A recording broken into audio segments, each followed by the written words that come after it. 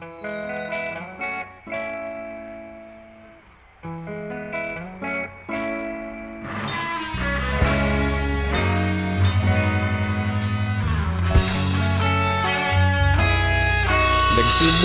ang lahat sa eskwela, nagsama-samang 12 sa kalokohan at sa tuksuhan, hindi maawat sa isa't isa.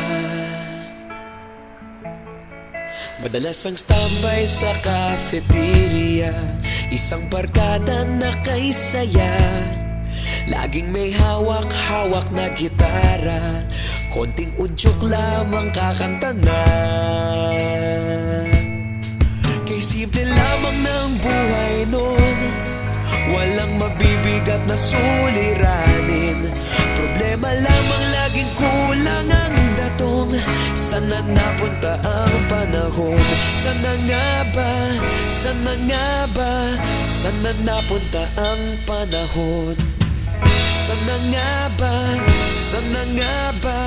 Sana napunta ang panahon? Sa unang ligaw kayo'y magkasama, magkasabwat sa pambobola.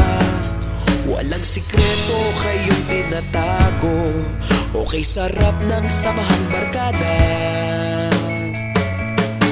Nagkawatakan na sa kolehiyo, kanya-kanya na ang lakaran. Kahit minsanan na lang kung magkita, pagkakaibigay hindi nawala. At kung saan na napadpad ang ilan, sa dating eskwela meron din naiwan. Meron pa ng mga ilang nawala na lang, nakakamiss ang dating samahan. Sana nga ba? Sana nga ba? Sana nga bang barkada ngayon? Sana nga ba? Sana nga ba? Sana nga bang barkada ngayon?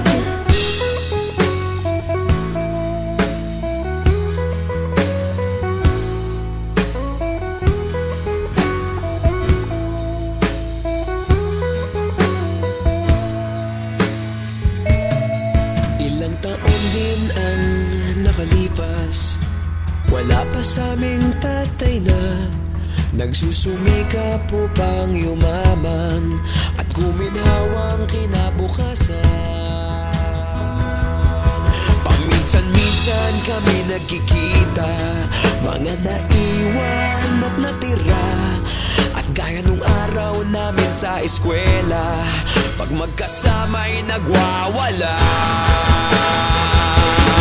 Napakahirap malimutan ang saya ng aming samahan.